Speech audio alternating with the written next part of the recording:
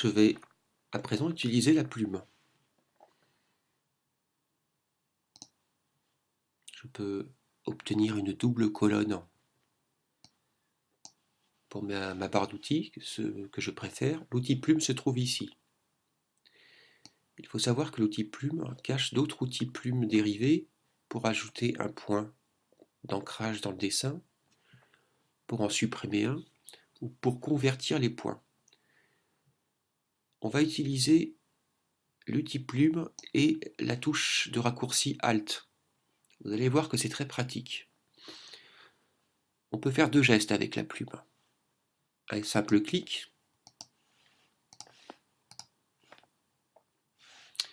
qui permet de tracer à angle droit. Ça ne m'intéresse pas. Je jette le tracé de travail. On peut cliquer, glisser pour obtenir des courbes.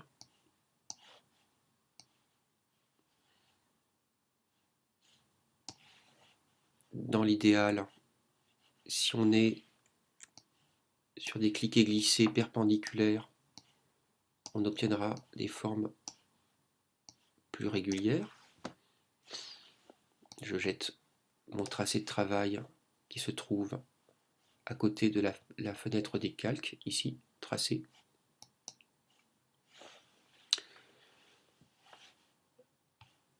Je sais donc qu'en cliquant glissant ou en cliquant simplement sur mon outil plume, je peux obtenir des courbes ou des angles. On va voir comment utiliser l'astuce de la touche de raccourci Alt pour modifier les tangentes. Qu'est-ce que c'est une tangente? Eh bien c'est ça. Regardons. Si je clique-glisse en maintenant la verticale, la touche Maj peut aider à faire des verticales et des horizontales. Donc à l'horizontale, pardon. Si je clique-glisse et qu'ensuite je clique-glisse, j'obtiens un arc de cercle. Si ensuite je clique-glisse, vous remarquez que cet élément-là, cette tangente-là, va créer une courbe pour faire donc une courbe progressive. En revanche, je peux, avant de poursuivre mon dessin, casser ma tangente avec la touche Alt. Vous voyez, je vais au bout de la tangente. J'utilise le petit point ici de tangente et j'ai cassé. On va essayer de continuer, on va voir ce que ça donne. Vous avez remarqué qu'ici, j'ai une ligne cassée. Je recommence sur le bas, Alt.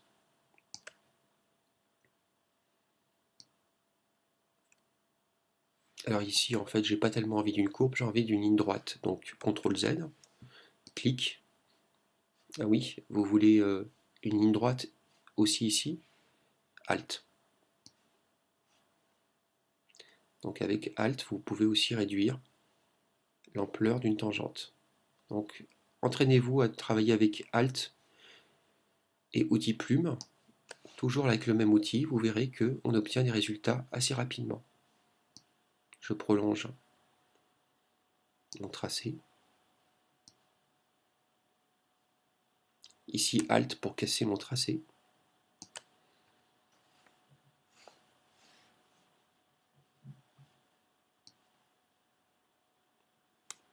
Un cliquer glisser, un Alt pour casser mon tracé. Clic, clic, là par contre, je vais avec Alt casser aussi ma tangente. Clic, glisse. Clic, glisse, Alt. Oups, Alt, voilà. Et je finis mon tracé. Alors l'intérêt, c'est que vous pouvez utiliser à présent l'outil flèche blanche pour retourner sur vos points et améliorer, retoucher votre tracé. Vous voyez, on peut agir sur la tangente, on peut agir sur le point. On verra qu'on peut même ajouter ou enlever des points.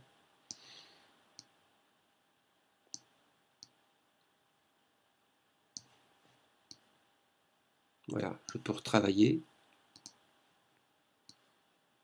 Ici, les courbes. Si j'ai envie finalement d'une courbe ici, de ce côté-là, je récupère la petite poignée qui se trouve là. Et vous voyez, j'arrondis.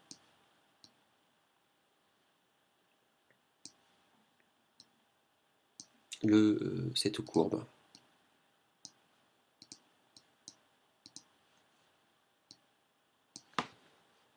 Donc avec la flèche blanche, on peut affiner.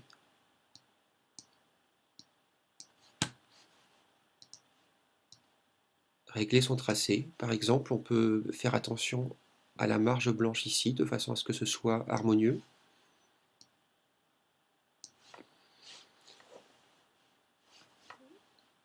Si vous allez dans la fenêtre tracé, que vous pouvez retrouver ici, vous remarquerez que Photoshop a créé un tracé. Eh bien, je peux transformer ce tracé en sélection.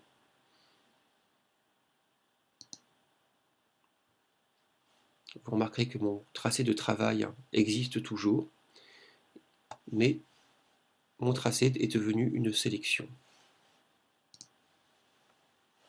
Alors ma sélection, elle n'a pas de contour dit progressif, c'est-à-dire un petit dégradé ici. On va garder le contour de 0 pour avoir un effet sticker très net. Je retourne dans la palette fenêtre calque. J'ai un seul calque pour l'instant. Je vais faire un CTRL-C, CTRL-V pour créer un nouveau calque. Vous allez voir ce qui se passe. Un CTRL-C, CTRL-V me permet de copier-coller la sélection sur un nouveau calque. CTRL-C, CTRL-V. J'isole la fenêtre des calques pour que vous puissiez bien voir. J'ai à présent deux calques. Le fond d'origine, mais aussi un nouveau calque où j'ai découpé mon sticker. Eh bien, je n'ai plus qu'à jeter mon calque de fond. Attention, mon fichier s'appelle toujours Happy Meal personnage. J'ai pas intérêt à le modifier l'original, donc je vais faire enregistrer sous. Je vais l'appeler Happy Meal personnage détouré.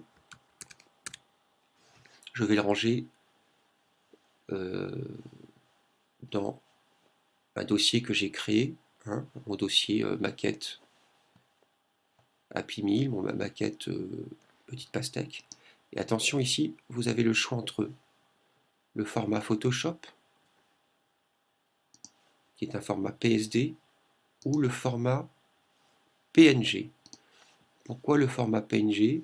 C'est parce qu'il conserve les transparences. On fait OK. Alors que le format JPEG ne conserve pas les transparences.